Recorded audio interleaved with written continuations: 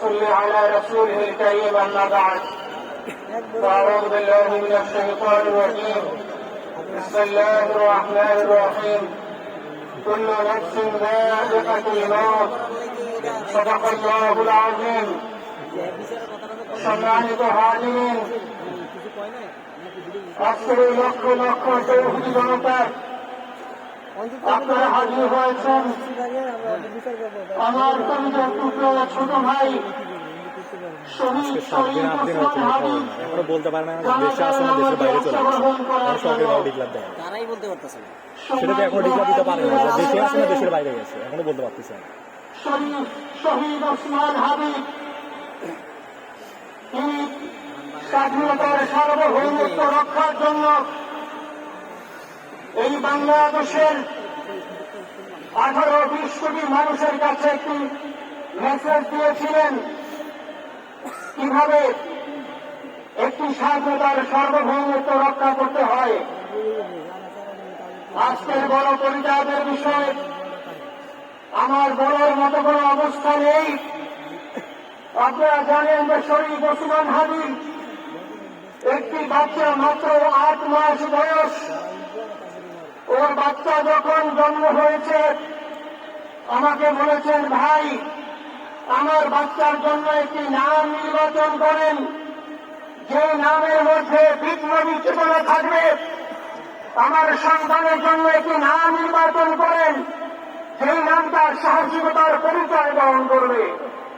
আমি অনেক যাচাই বাছাই করে ওর সন্তানের নাম দিয়েছিলাম ভিনাস, বিপ্লবী এবং সাহসী। সম্মানিত ভাইরা, আজকের ওর সন্তানের চেহারার দিকে তাকানো যায় না।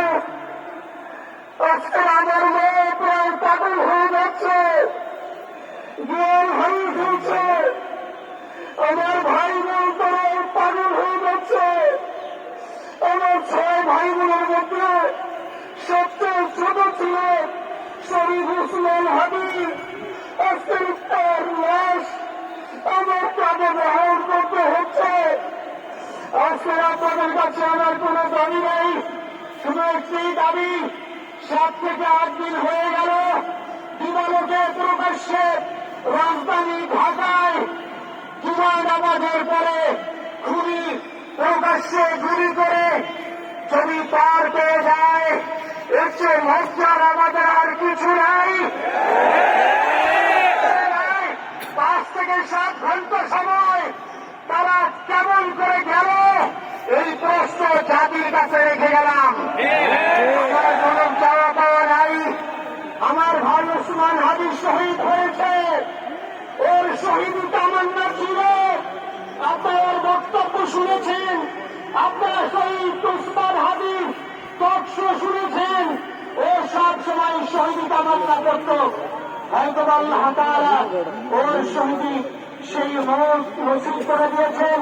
কিন্তু আপনাদের কাছে আমি এই ঋণ কোনদিন আমি ছাড়ব না।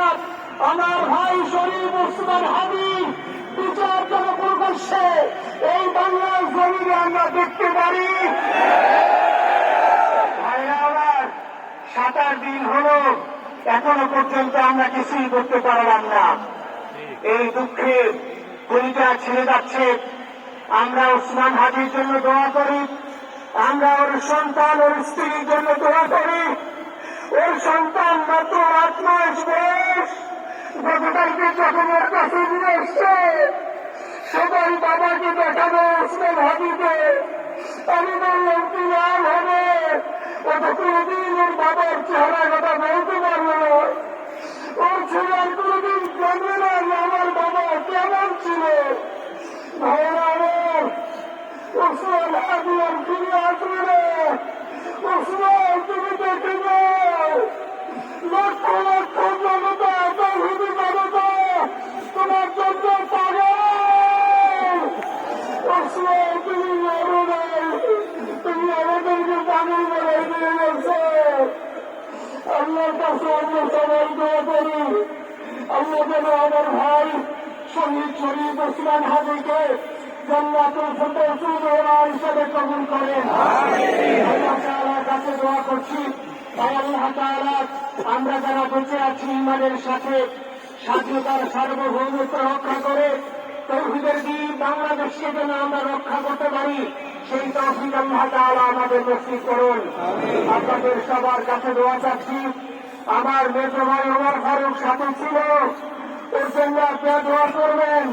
আমার ছোট বোন মাসুমা একবার হয়ে গেছে, তাকে চিকিৎসা করাচ্ছি, ডাক্তার বলছে অনেক বেশি সমস্যা। আমাদের পরিবারের জন্য একটু দোয়া করবেন। আমাদের আর কোনো চাওয়া পাওয়া নেই। শরীফ ওসমান হাবিব তুমি বেঁচে থাকো, আমরা ওর জন্য দোয়া করি। আল্লাহ তাআলা শরীফ ওসমান হাবিবকে জান্নাতের সর্বোচ্চ মাকাম নসিব করুন। আসসালামু আলাইকুম ওয়া রাহমাতুল্লাহি ওয়া বারাকাতুহু।